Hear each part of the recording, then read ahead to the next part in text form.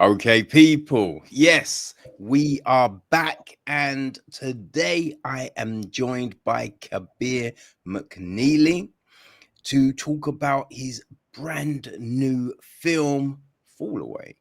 Kabir, it's good to have you on the pod, man. Thank you for your time. How the hell are you doing? I'm doing really, really well. Thank you for having me. How about you? Yeah, it's all good, man. It's all good. Just hey, when you get to watch interesting films, what could be worse? You know what I mean? Absolutely, absolutely. Yeah, so you've just recently had the premiere of your film, Yep.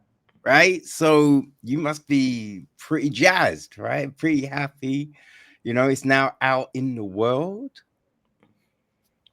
Yeah, I mean mixed emotions. I think I don't know, seeing something so deeply personal and also being in the film because I Mm.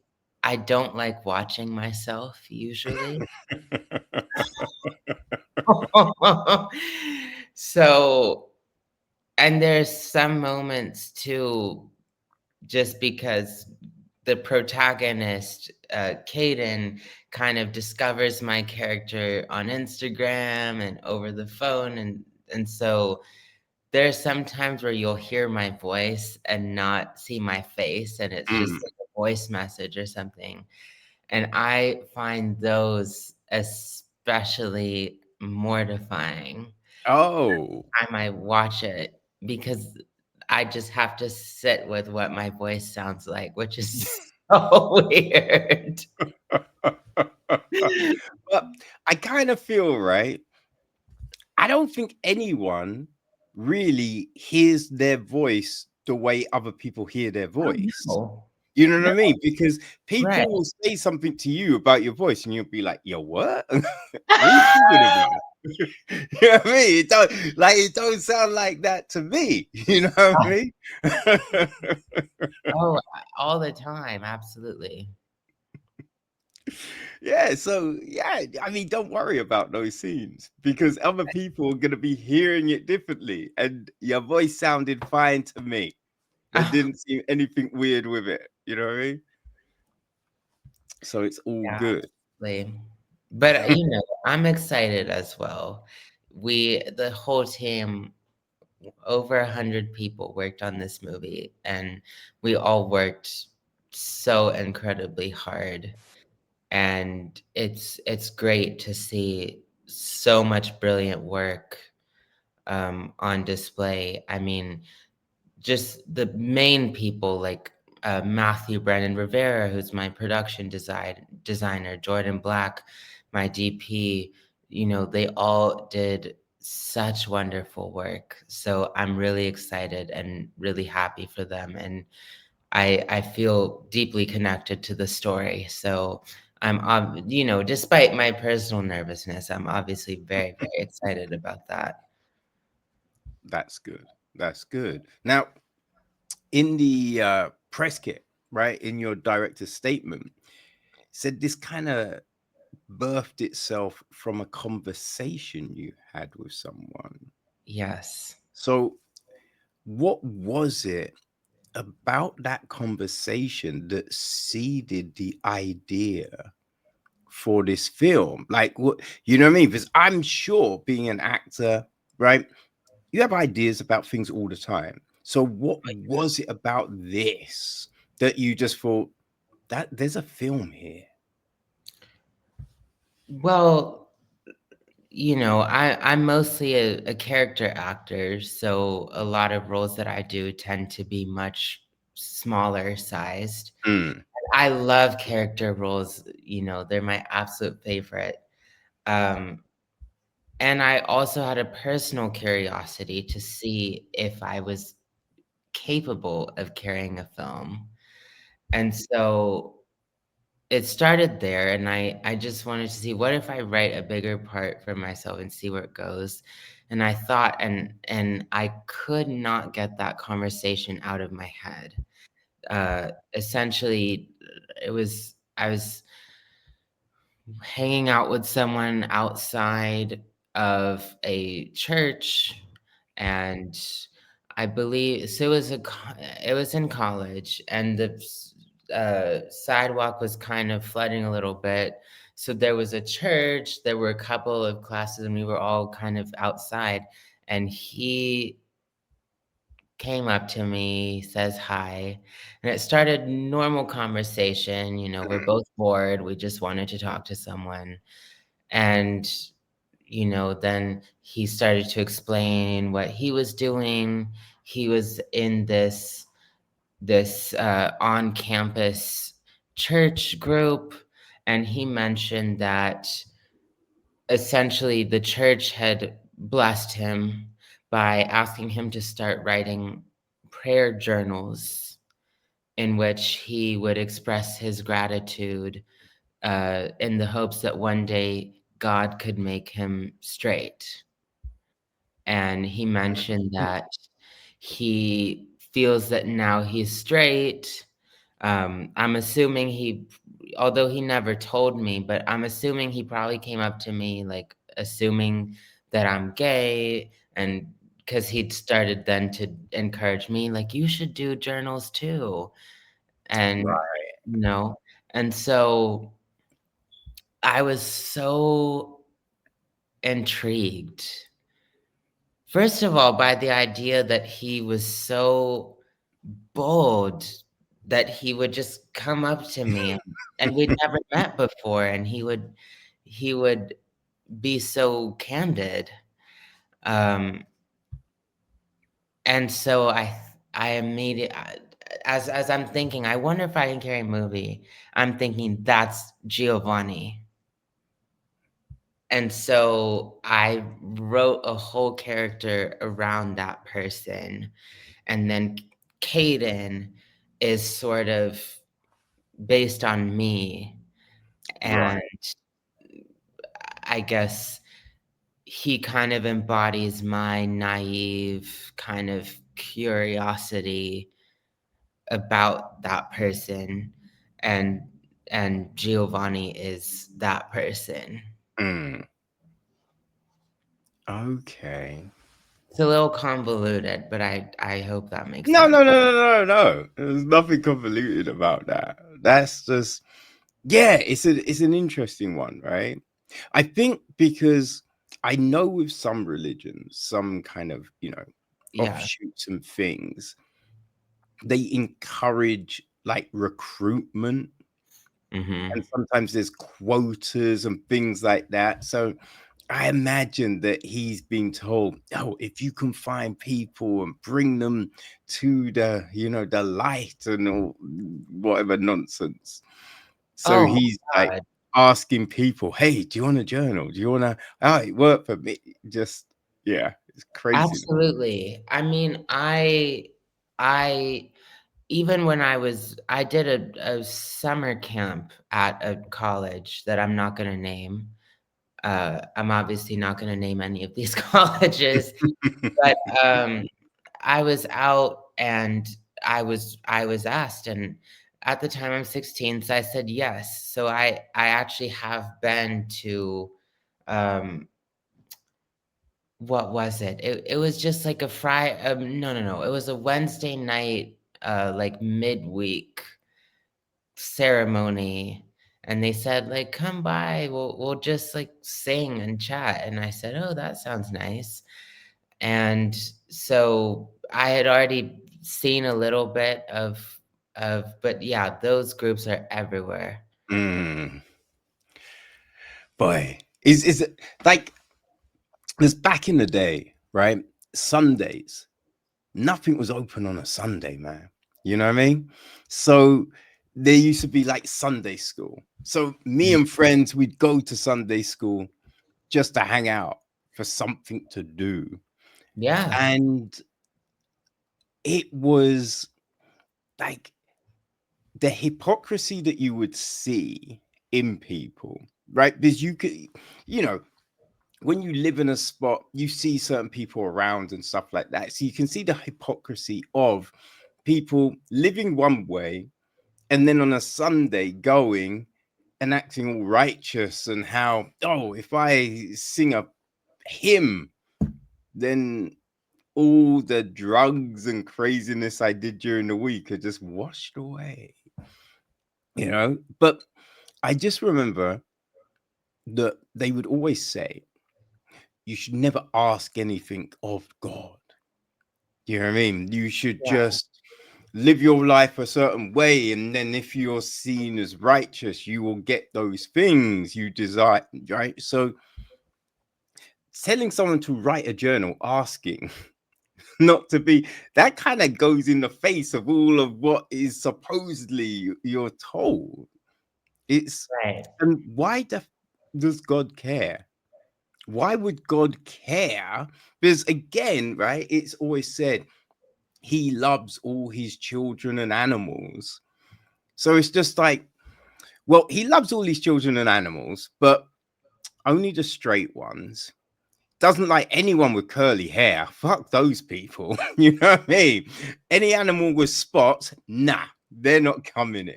Right? It's not broken down like that. So it's kind of bizarre that we get this viewpoint from some people that only a certain type of person is allowed into heaven, is allowed to be seen as just and true and pure and human, essentially. It's always yeah, it's always kind of weird, I feel. Right. And I think for me it was very, very important with Fallaway that I did not want the movie to be an indictment on Christianity Mm, as a whole or on any organized religion. And I first of all, because I'm so young, I don't feel like I would even have the experience to know how to make such a grand commentary, and that's not what Fallaway aspires to be. But yes, there are certain kind of specific pockets of organized religion that tend to be um, they tend to specifically target young people, and yeah. that's why you see them a lot on college campuses, for instance, and they tend to exert total control. Mm, Um, I mean, some of the things that I had seen on both campuses, I mean, the people in those groups were always together, yeah. always out recruiting other people. You never even see them in classes with you.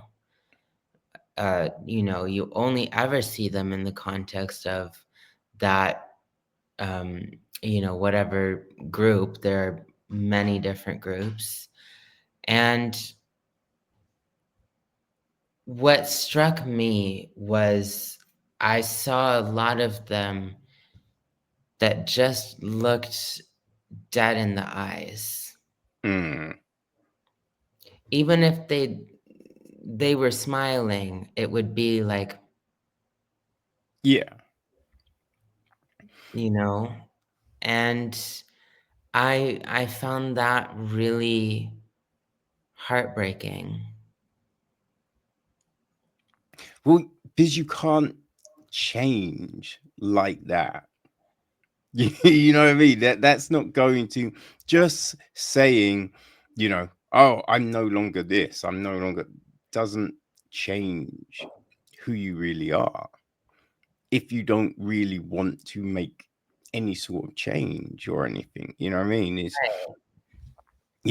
so people, but there's, when you look at relationships and relationship counseling, they would tell you that a form of manipulation is cutting you off from family, friends, right? Those emotional support groups.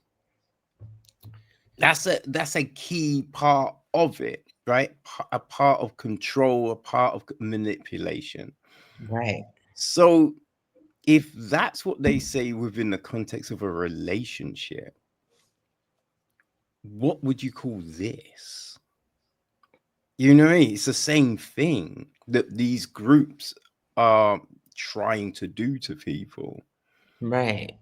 So it's kind of bizarre that you would frown at domestic violence and that sort of control, but you kind of turn a blind eye to these type of things. Right. No, I mean, so many forms of I mean, between the love bombing, the gaslighting, Mm, cutting people off from their outside support systems, all sorts of I mean, even without spoiling too much, even like the public humiliation and yeah. the rituals and the shame that they attach, it's absolutely heartbreaking. I remember someone called me the other day after seeing the movie and just said, why wouldn't they just let Giovanni and Houston be together?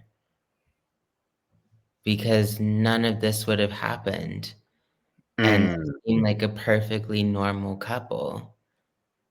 And it's true. All they're doing is like watching fireworks at New Year's and eating dinner and dancing together. They're not they're no. they're not doing anything that's out of the ordinary of a perfectly normal, healthy relationship.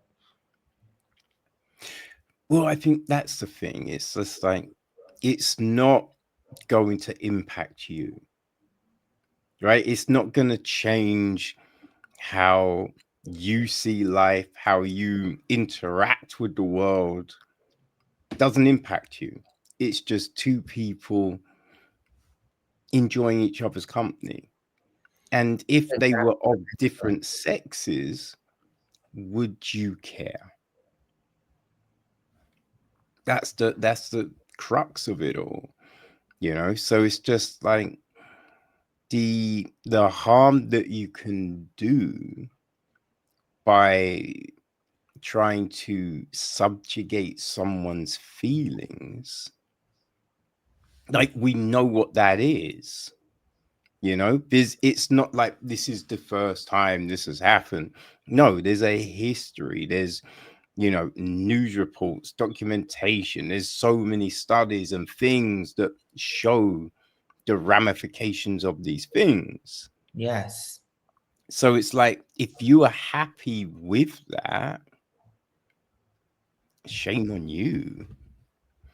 And you can't really call yourself righteous if that's what I mean, what you're looking to do. Right.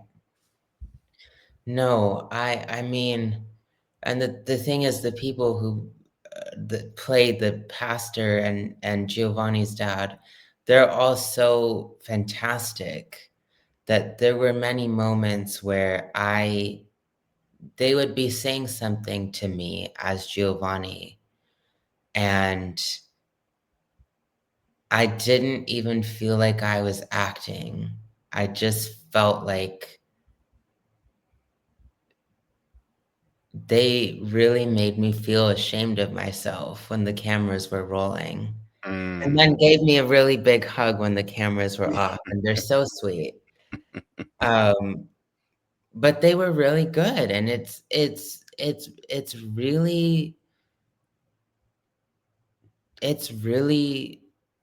just insane to me how just how certain belief systems and certain lifestyles are upheld above others. Um, and again, not just religious. I think there are all sorts of people who kind of have this superiority Oh. mentality in a way Mm. on all ends of the political, religious spectrum. So I'm certainly not suggesting that this only applies to um, any one group of people. I want to make that clear.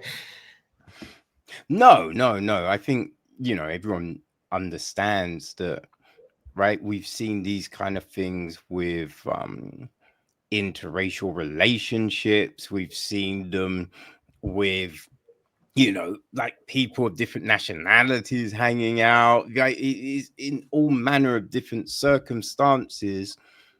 Like, you have these kind of things going on. So it's just this craziness that inhabits the world in certain places. So it's kind of, it's always useful and interesting when people shine the light on these things, because I think it's easy to forget that these things happen, right? Because I would just remember when Obama was, you know, became president the first time, there were people that were like, well, great, racism is dead. And you're just like, oh, God damn it! You're a little simple. Like that's not it at all.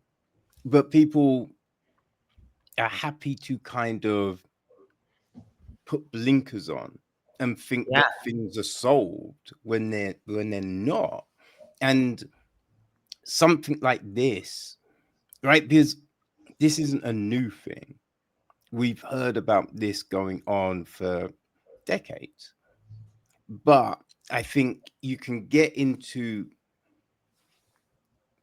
the world today and think that certain things are solved now, right? Because gay marriage is okay, right? There's certain things that have opened up. There's viewpoints that have widened, but that doesn't mean everything is hunky dory, right? It doesn't mean that these kind of things still happen. So a film like Fallaway reminds people that these things still happen. yeah, yeah, absolutely. I mean, I love that the name of this show is Echo Chamber because it's true. I think even though social media is meant to kind of broaden our scope and connect us to the world, I actually think it's easier than ever to get stuck in an echo chamber Mm, because the way these algorithms work, once you start liking certain things and yeah. locking certain people, they really curate it to keep you on their platform as long as possible by feeding you what they think you're gonna like. Mm. So it's really easy to kind of just get fed with people who agree with you Oh, for sure. over and over and over again. Um, and I think it makes it a much easier to look at people who disagree, whether it be about politics, race, gender relations, pop culture, social issues, whatever it is. I think it's really easy to then demonize, blanket demonize anyone Mm. who doesn't agree with you because a lot of people, they don't see people who disagree with them as human anymore. No. And I I mean, think that's really insidious.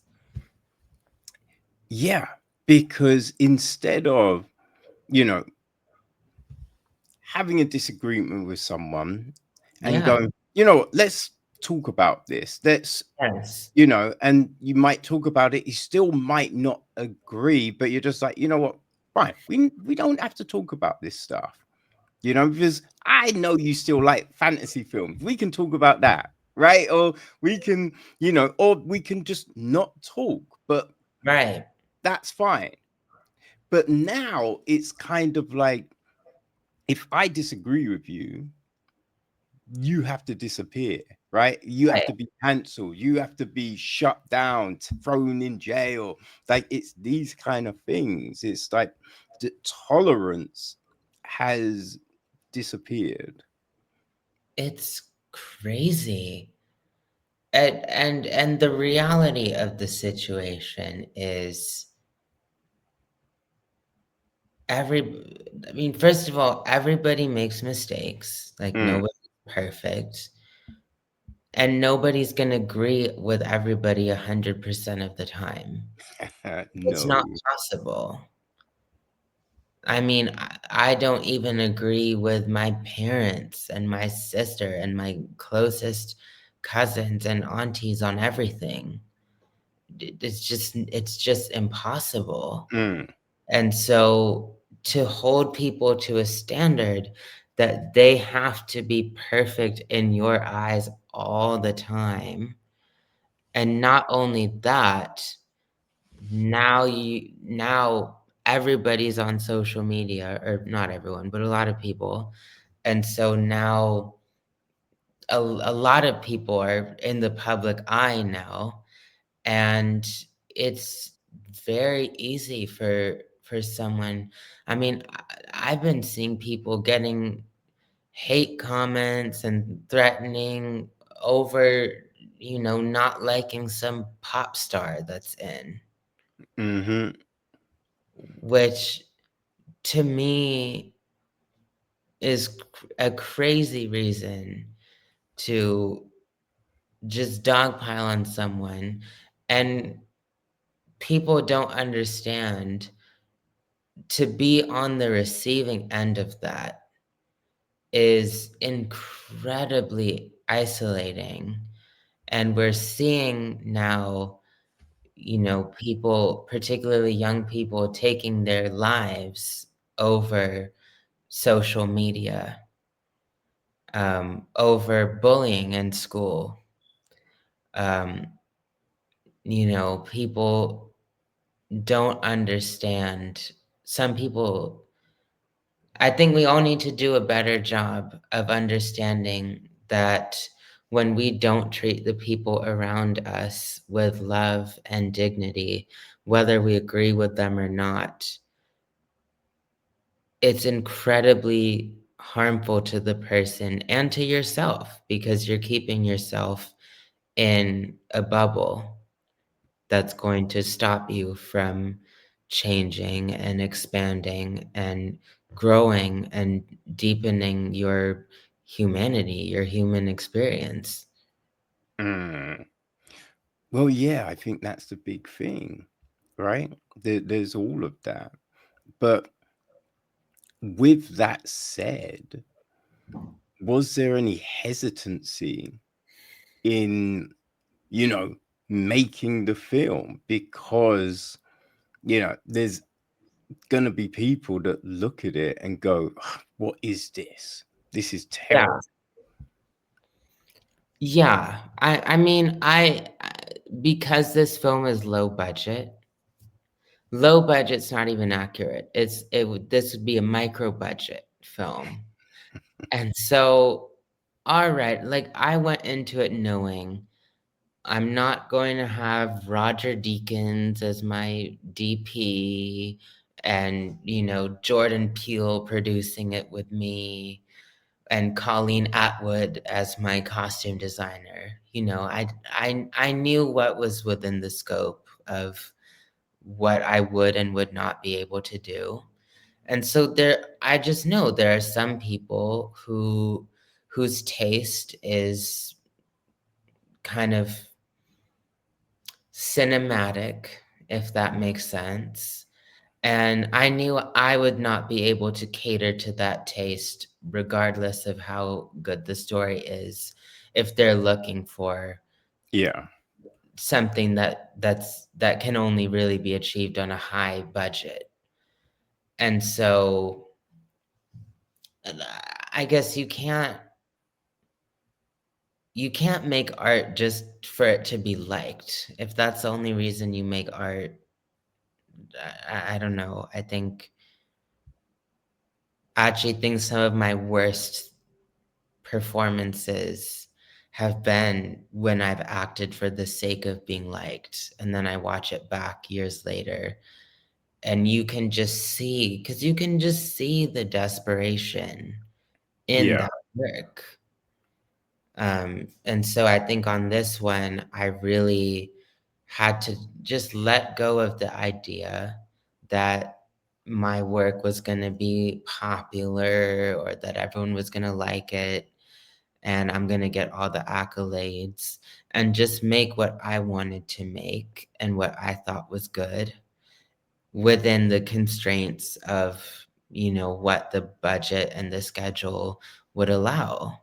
Uh, Mm. and so that's it. And so if I there are some people who have been along for the ride who have had great things to say, and I'm obviously incredibly grateful for those people.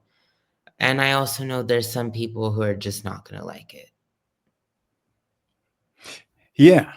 I mean, there's people that don't love some of the films that are looked at as being the greatest of all time. You know what I Yeah. mean? So you definitely cannot please everyone.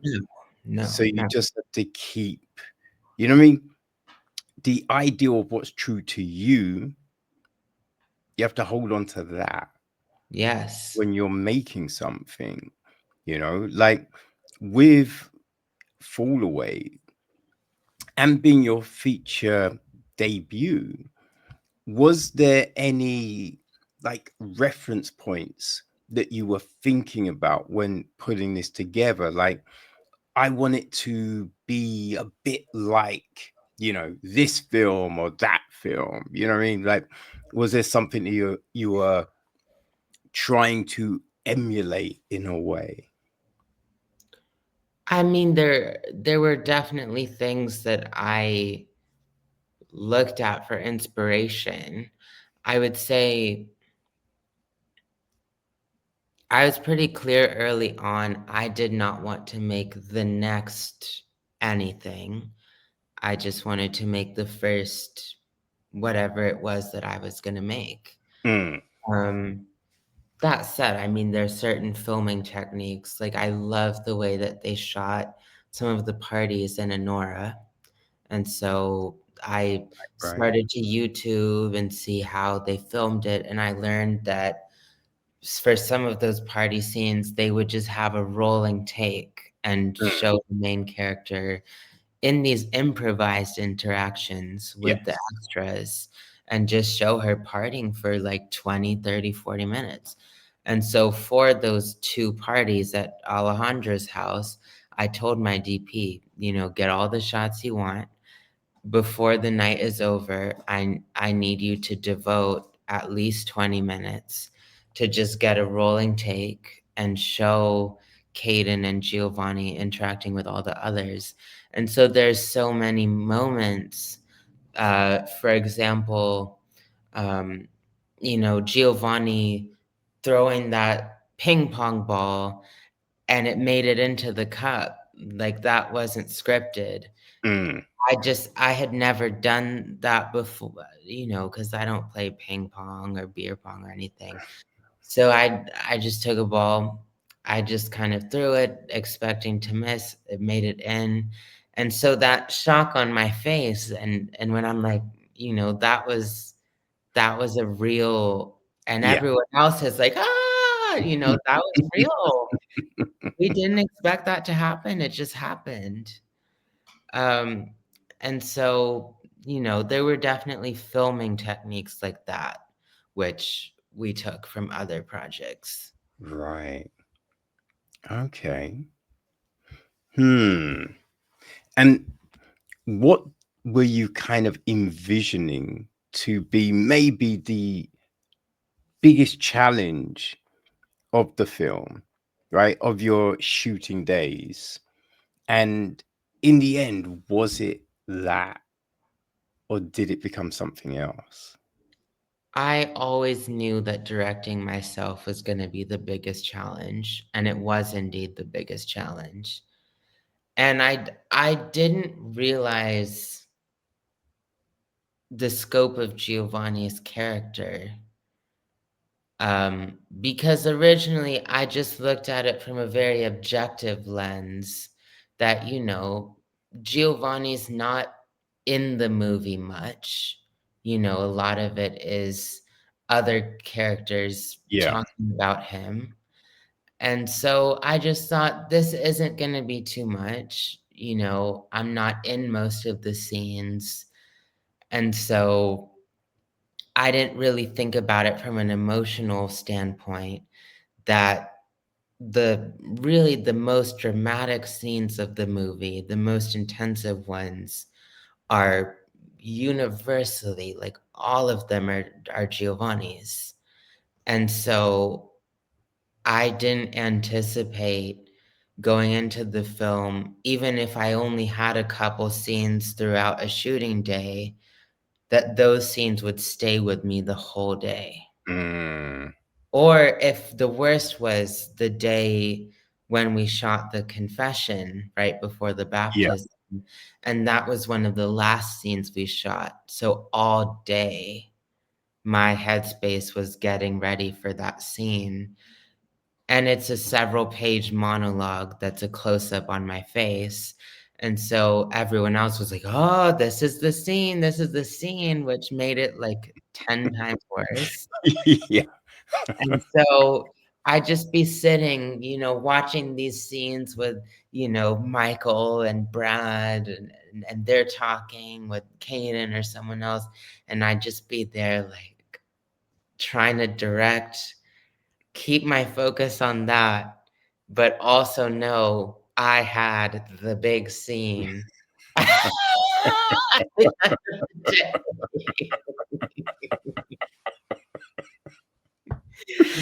Oh And the boy. other one was the baptism, uh, because I thought, "It's simple, they're just gonna dunk me underwater and I'll come up." But I didn't realize that if you breathe the wrong way underwater, that can be very bad. Yes. And so, to me, it read like a simple scene, like it's just someone, the character's getting baptized. And then, my dad, who's a doctor, he'd been begging me to read the script, and he read a first draft, and after a while I said, "I just wanna write it on my own without your feedback," and a few days before the film, I gave him the final draft, and he read it. He said, "I hope you know what you're doing with the baptism because you could drown," and I said,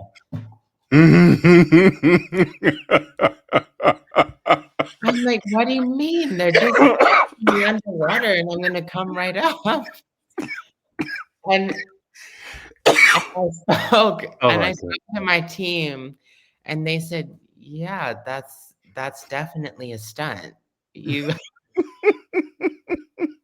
So now we're planning the baptism scene as a stunt, like, right before the shoot. Oh, Kabir, man. That's just like, God damn.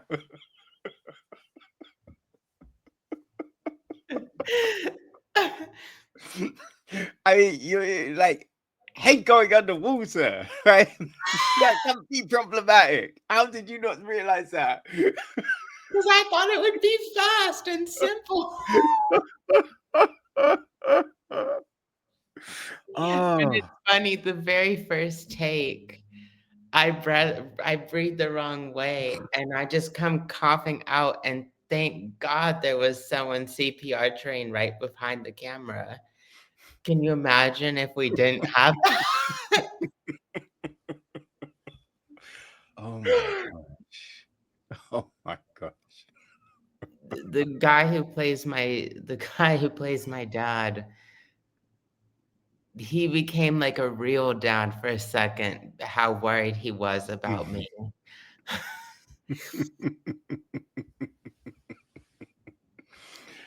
Oh boy. But it all went well in the end.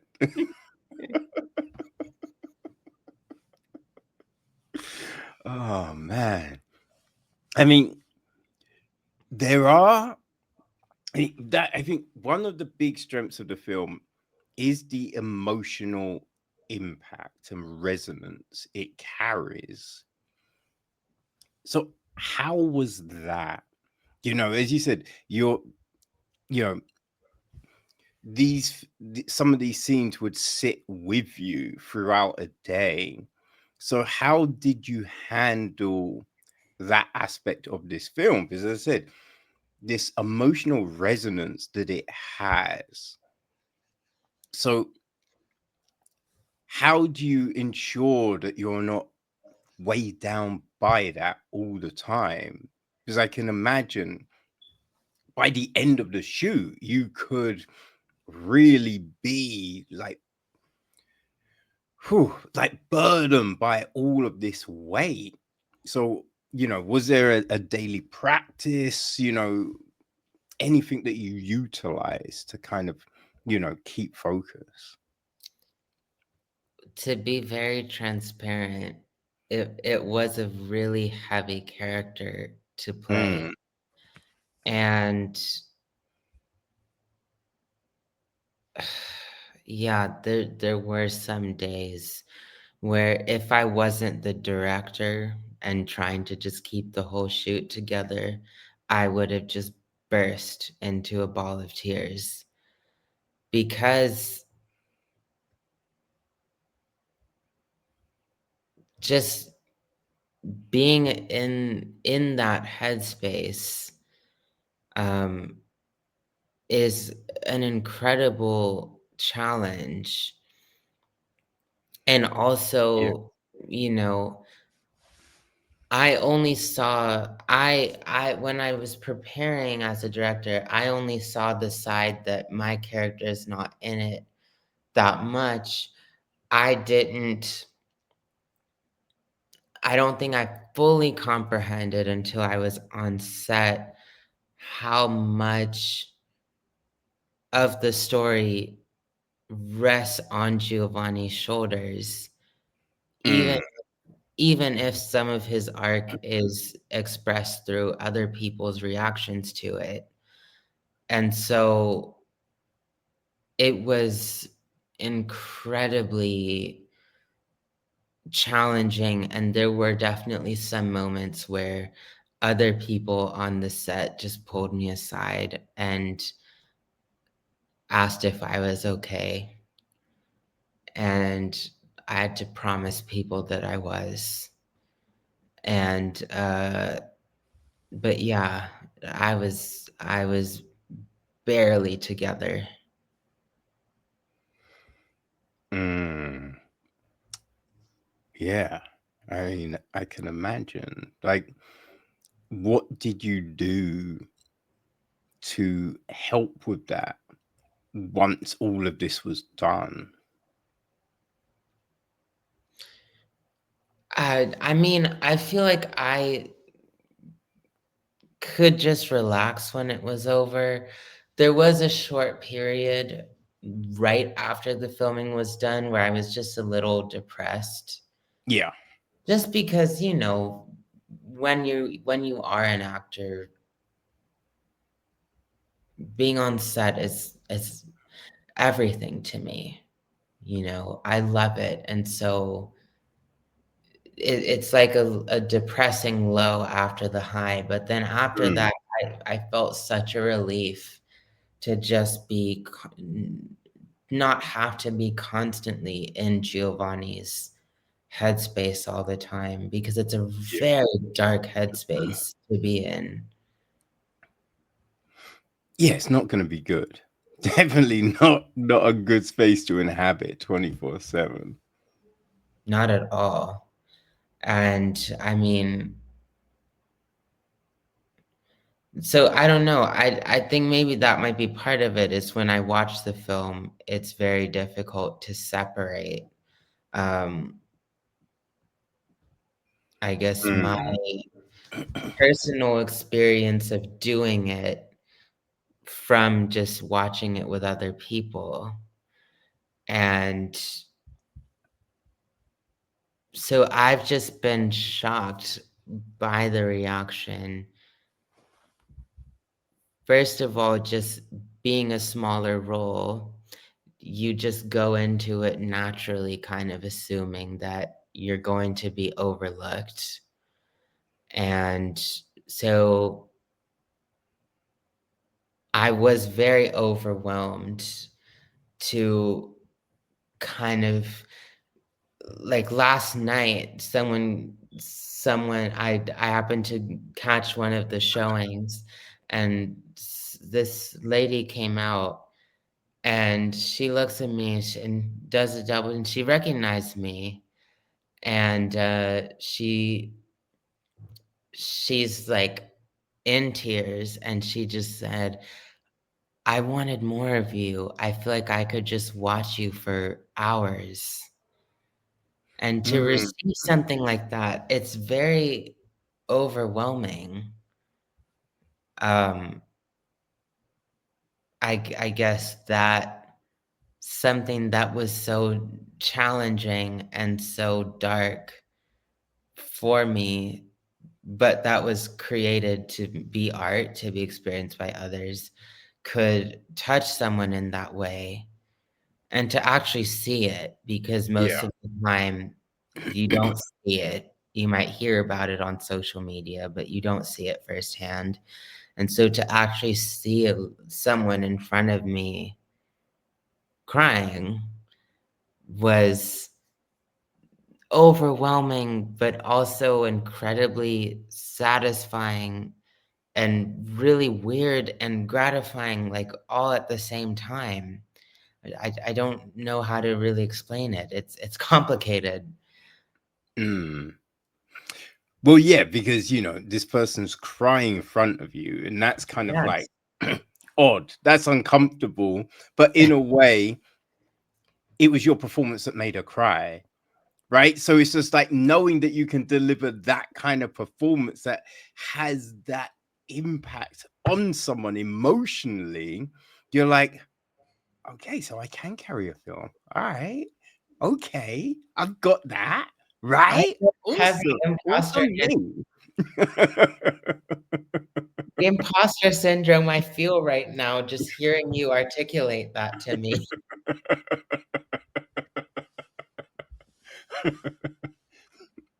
Yes, I mean, it's weird. It's weird to get complimented on things that you do, especially when, I don't know, sometimes you don't consider other people consuming those things, right? You've made it, you've done it, it's out, but I mean, who's gonna actually ingest this? And then someone comments on it, and you're like, yo, wait, so you watched that? You Yeah. like that? Yes. Huh.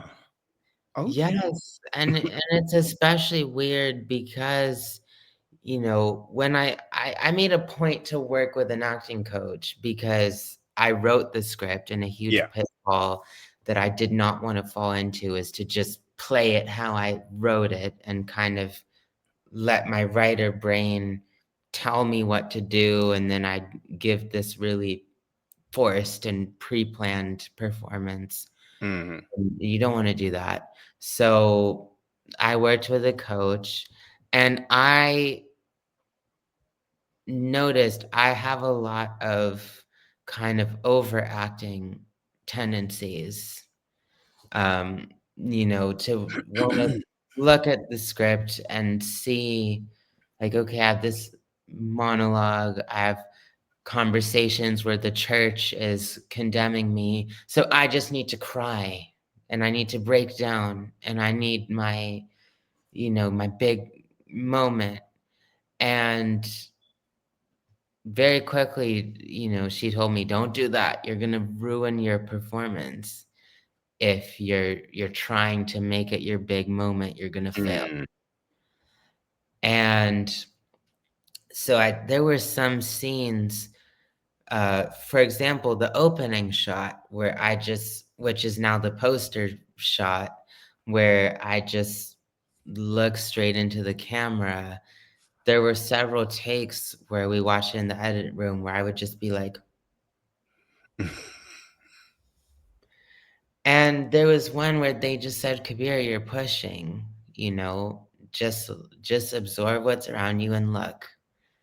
And I look, and I felt like I was doing nothing. It was actually really uncomfortable to push myself to be, because I thought it was so subtle that no one would even register what was going on. And then to hear people say like, "Oh my God, that image is so powerful." And because I literally felt like I was doing nothing. Mm. Like I was just, and it's so funny because I feel like a lot of actors kind of describe that about their work, like the feeling of that they didn't do anything. Yeah. Um, I think Gary Oldman, it was, uh, he won an Oscar for Darkest Hour, and I believe it was him. He expressed confusion because he didn't cry in the movie. And I I sort of feel that way sometimes, but it was also a huge lesson that I learned through playing this character is, I don't have to scream or cry or have a huge moment in order to affect people. No, like some of the loudest moments are the quietness. You know what I mean? It's just like those big uproars. I mean, when they happen to you, that you're having an argument, a conversation with someone, and someone's like, I think you can feel that they're trying to weaponize the emotion, right? Yeah. To impact the way you feel. So when someone is truly upset, right? And there's that stillness, that's the thing that really hits you. Yes. You know what I mean? Yeah. So I think that's what it is with those performances. It's when the silence hits, that's when you're like, oh boy, man, I felt that, right? Yeah. Absolutely. Hmm. So the coach really helped ground the performance for you. Yes. The other thing was, 'cause, throughout the movie, Caden finds Geo on Instagram. There kind of voice messages in the movie. And I thought, well, I'm just going to be on a phone. So it's not real acting. Mhm. And boy, was I wrong.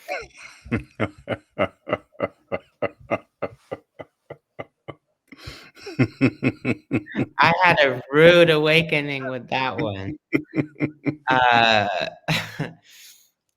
and it's so interesting to see other people be affected by it. Like there is someone who said, like, there's a picture of me as Kaden scrolling through my Instagram where she just thought I was so cute she wanted to pinch my cheeks and just like give me a hug. And I'm like, it's just a picture. I don't know. It's really interesting to see how these seemingly really small things can affect people, or like a voice message where I'm not even on the camera, and then people say that they really responded to it. It's a really weird feeling, but I mean, it's great. Mm. It's always great whenever your work just, you get lucky enough that it happens to speak to somebody, you know? Yeah, I think. stories are powerful, right? Yes. And sometimes we think that we're the only ones that have gone through a certain situation, Yeah. or you wouldn't understand because the way this impacted my life is the way it impacted my, what I mean, that wasn't, you weren't there, that wasn't you. But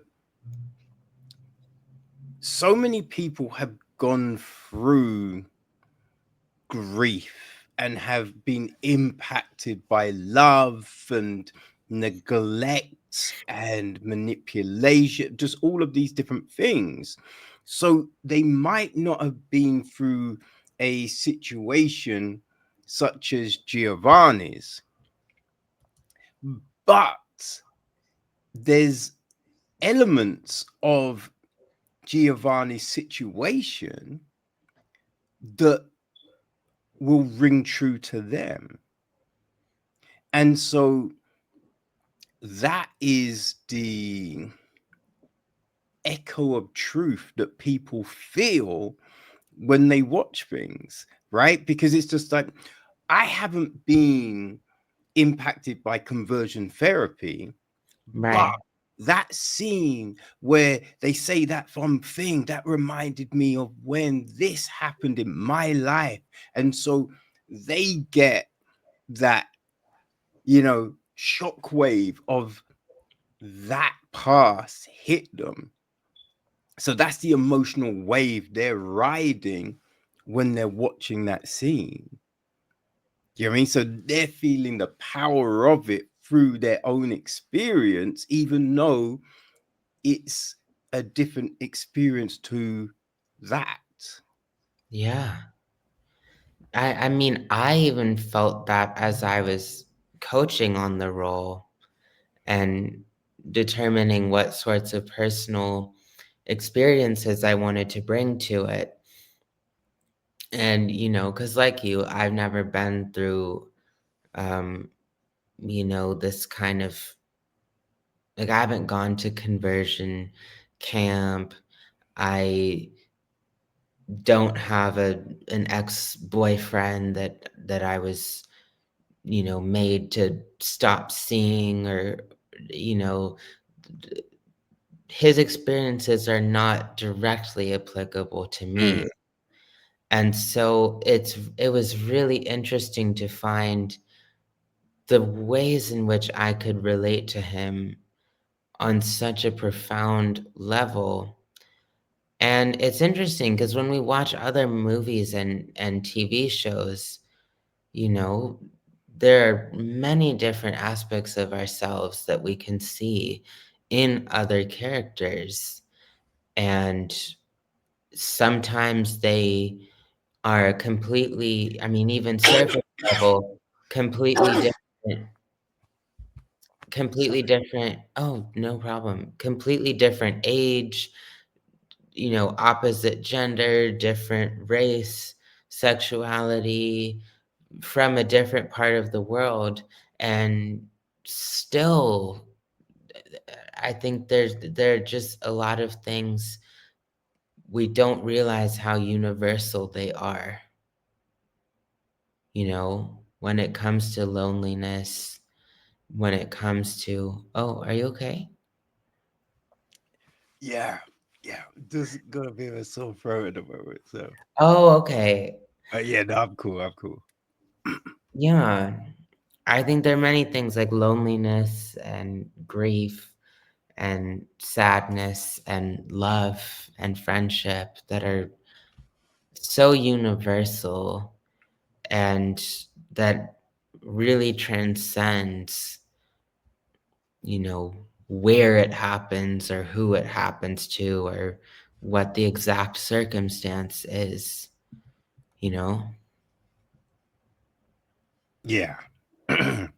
Oh, for sure. And that's what I think is the power of movies, that they can impact you in so many different ways. Even if, you know, you haven't been through those experiences that you're Right. watching and listening to. right? It can still have an impact on you, which is, yeah, an incredible thing. Yeah. So, what, you know, once you came to the end of this, what were the things that you kind of took away from this experience, other than, if your head goes underwater, breathe the right way, you know? You're never gonna let me live that way down.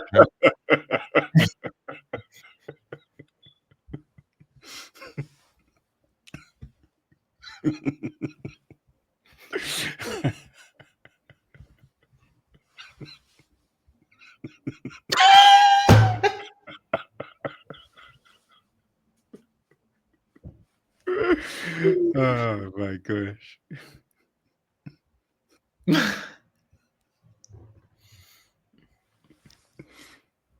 I mean, many, many different takeaways. And that's probably the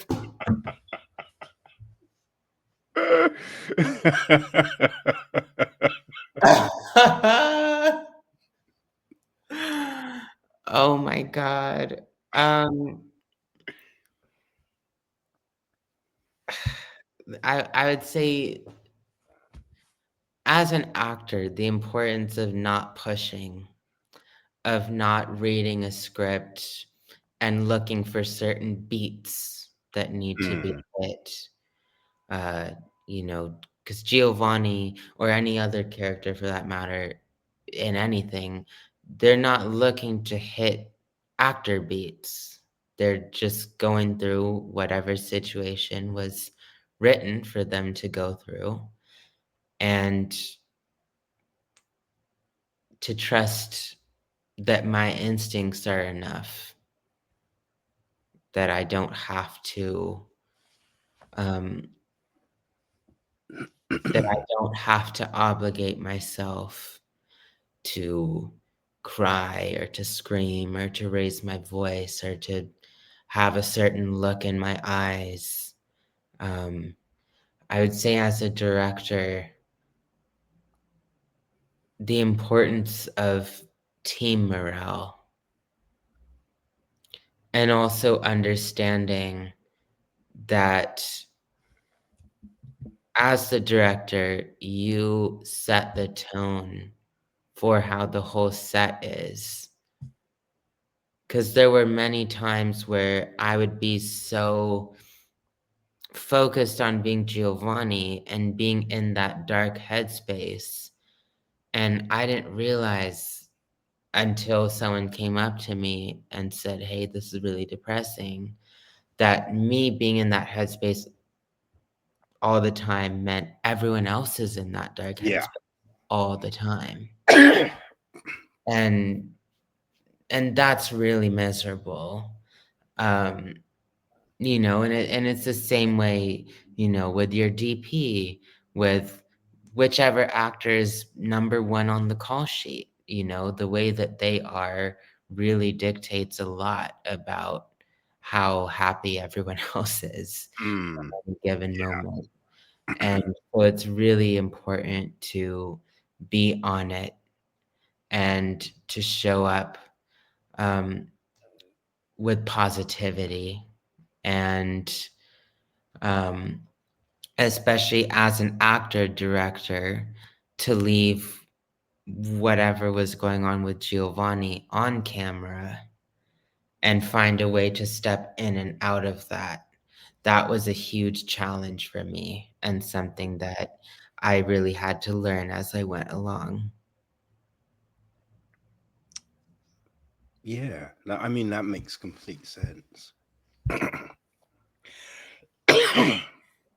So, yeah, the film is now out in the world. What's next, right? Because, you're garnering these responses, right? People are wanting to see more. So, what have you got your eyes on next, right? Do you want to direct another feature? Are you, looking to write more, act more? Like, what are the things that are gravitating to you? Yes, I mean, I always wanna act whenever I have the opportunity, and I've been so lucky to be able to stay in class, to be able to work on my craft on a regular basis, because I think that's very, very important. Mm, Um, and also just, you know, even though this film is done, it's still going through the festival circuit. It's still it's still something that I'm probably gonna have to stay with for about a year. And I also have another film that I'm in, called Everyone Asked About You. And, I've been going around, they've been inviting me to all sorts of screenings and panels and different things. So I think just showing up for these two projects, and I have another film that I am developing at the moment. I don't know if it's going to be a short or a feature. I'm still in a very early developmental stage. But right. I'm really excited. I'm really excited for whatever is to come from Fallaway and from Everyone Asked About You and from this new project and whatever else may come. Tremendous. Are there any particular genres that you kind of wouldn't mind dipping your toe into? I mean, everyone in my circle has been saying you have to do a comedy because I just do a lot of these.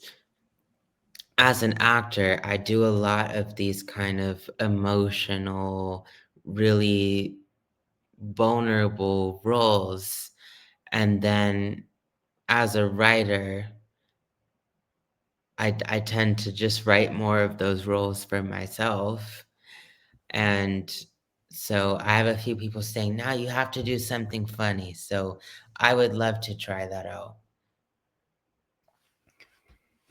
Hmm. Yeah, and is that something that kind of excites you?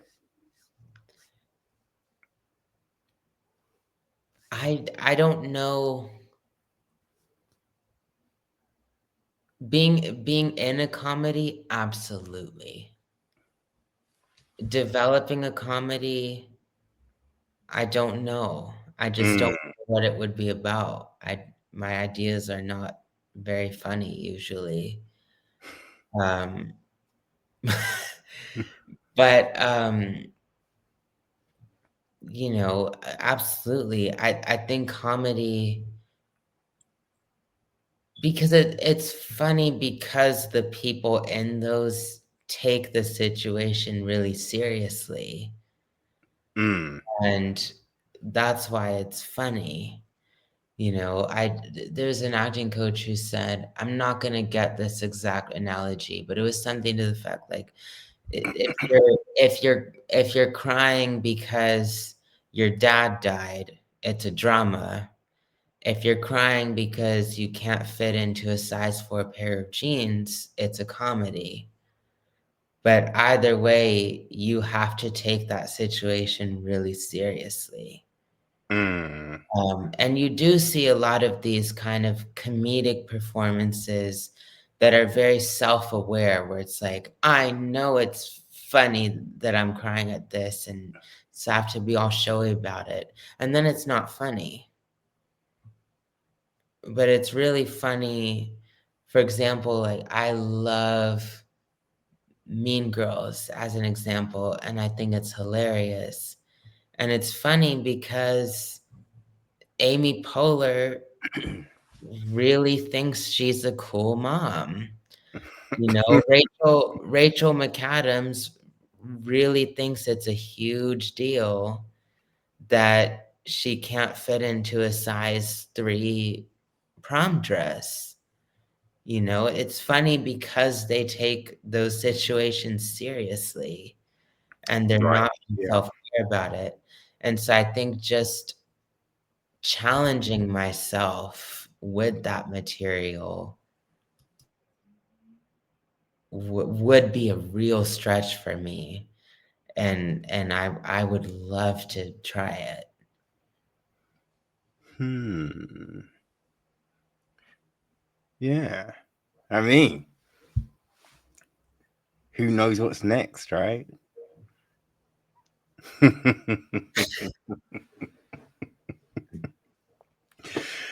Oh man, Kabir. I mean, how can people keep track of everything you're doing so they are ready for whatever you drop next? Absolutely. Well, to find more about Fallaway, you can go to fallawaymovie.com. And to follow me personally, I'm on all social media platforms at Kabir McNeely, which is KabirMcneely. That's great. And can how will they be able to watch Fall Away right now? So it's only in select theaters at the moment. I would really encourage people to go to the website because it has all the screening informations as it gets into. I mean, it's starting to be submitted to festivals. So as more screenings come up, they'll all be listed on the website. And as there are more updates, you can also follow the film on Instagram at Fallaway Movie. Boom. That's great. People, all the links will be on the website. So Yeah, make sure you go take a look so you can follow Kabir, go to the website and see, where you can watch the film because it's definitely something that you should go and check out. And if you follow Kabir, you can find out when the next joint's gonna drop, right, Kabir? absolutely. Outstanding, outstanding. So yeah, when that new film is gonna drop, hopefully you'll stop by for another conversation. I would love to. Fantastic. Well, I really appreciate your time, Kabir. Thank you for stopping by and talking to us about Fall Away and the experience you've had putting it together. Absolutely. Thank you for having me. No worries, man. Hey, all the success and thank you again for stopping by. Thank you. Take it easy, man.